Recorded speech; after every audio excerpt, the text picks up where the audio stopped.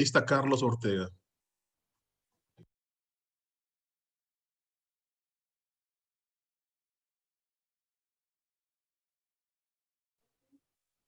Hola, ¿me escuchan? Le escuchamos, asambleísta. Buenas tardes. Gracias, señor presidente, compañeros legisladores, pueblo ecuatoriano. Un saludo a los medios de comunicación. Un saludo a la comunidad ecuatoriana que vive y sueña y lucha cada día por mejores oportunidades para sus familias, lejos de nuestro suelo patrio. Mi abrazo fraterno, en especial a la comunidad ecuatoriana en Estados Unidos y Canadá, mis mandantes. Hoy nos convoca un importante debate, la reforma a la Ley Orgánica de Movilidad Humana, una ley que tiene implicaciones profundas en la vida de miles, no de miles, sino de millones de personas.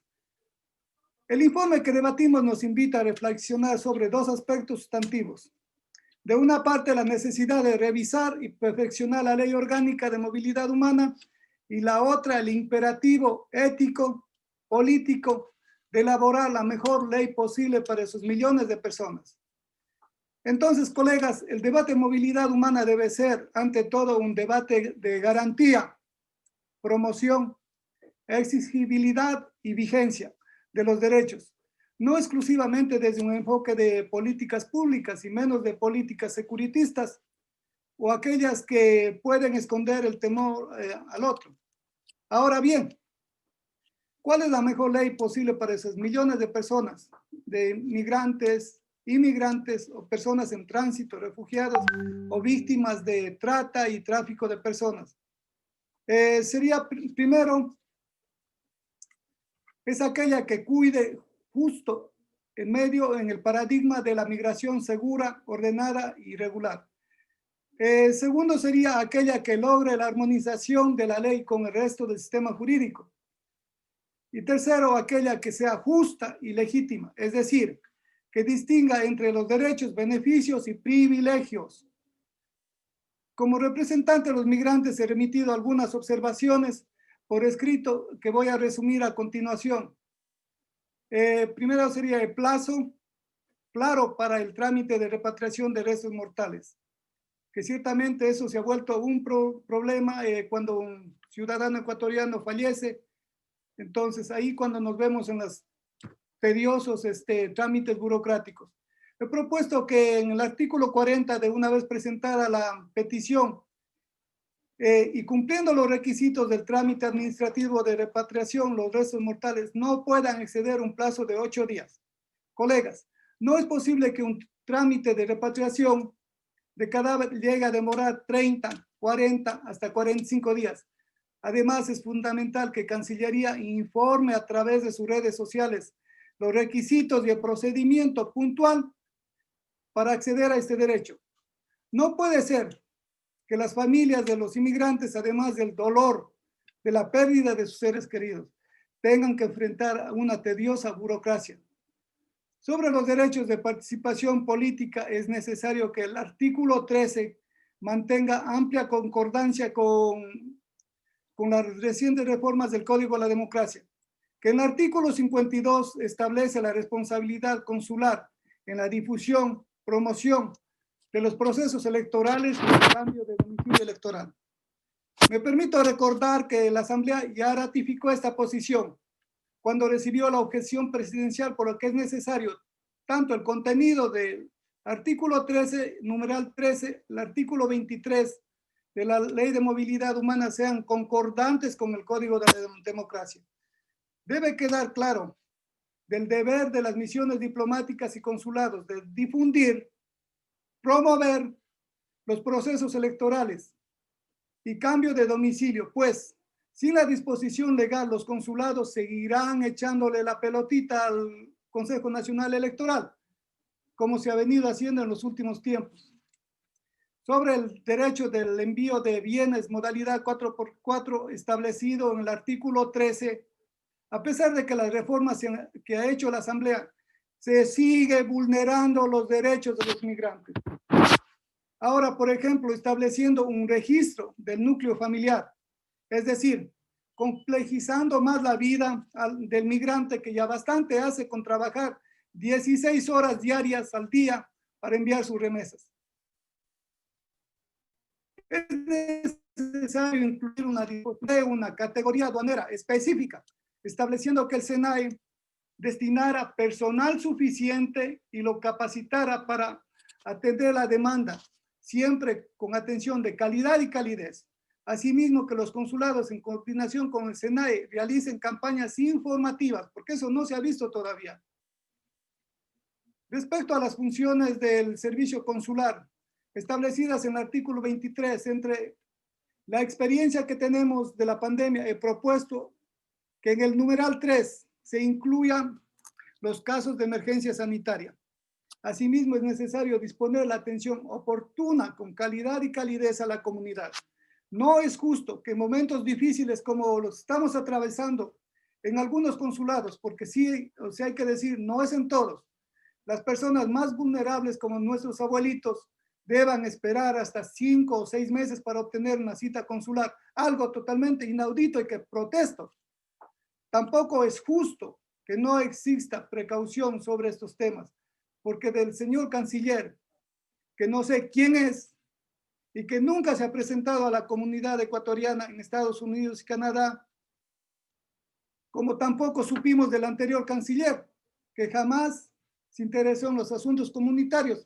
Lo único que sí nos enteramos que presidía el Consejo de Movilidad Humana, pero no sé qué hacía con ese título.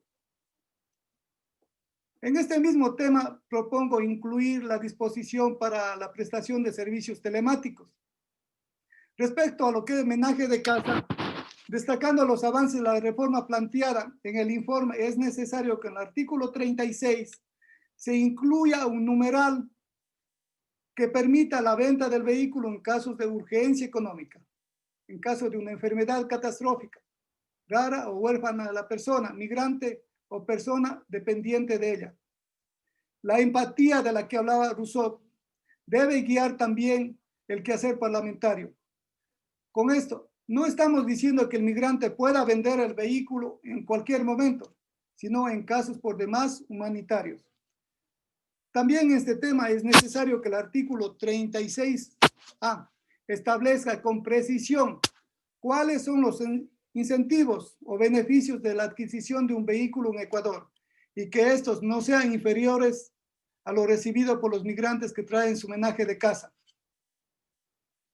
Condición migratoria para las personas en protección especial. Respecto al artículo 58, es necesario recuperar el texto del informe que permite el debate incluyendo con claridad a las víctimas de trata y tráfico ilícito de personas, manteniendo también el texto y otras que sean predeterminadas a la Autoridad de Movilidad Humana. Colegas, no podemos dejar de considerar los compromisos internacionales en materias de derechos humanos. Sobre la nulidad de la Carta de Naturalización, tenemos obligaciones de educar. El artículo 81, a lo dispuesto por la Corte Constitucional en la sentencia del 21 de agosto, lo que he propuesto un texto que precautele la potestad del Estado de actuar dentro del debido proceso posterior a la concesión de la naturalización. Respecto a la disposición 14ª, que se refiere a un trato excepcional para los ecuatorianos que han retornado desde Venezuela, ampliando un plazo hasta 60 meses para la adquisición de un vehículo o motocicleta. Es importante que analicemos la temporalidad de esta medida. Si es una disposición transitoria, debe estar como tal y no como disposición general. No siempre la situación del hermano país de Venezuela va a ser la misma. Y si el objetivo es la norma es precautelar los derechos, la disposición debe ser para todas las personas que retornan debido a una situación económica, social o cual sea, no importa cuál sea el país de donde se trate, de dónde vengan.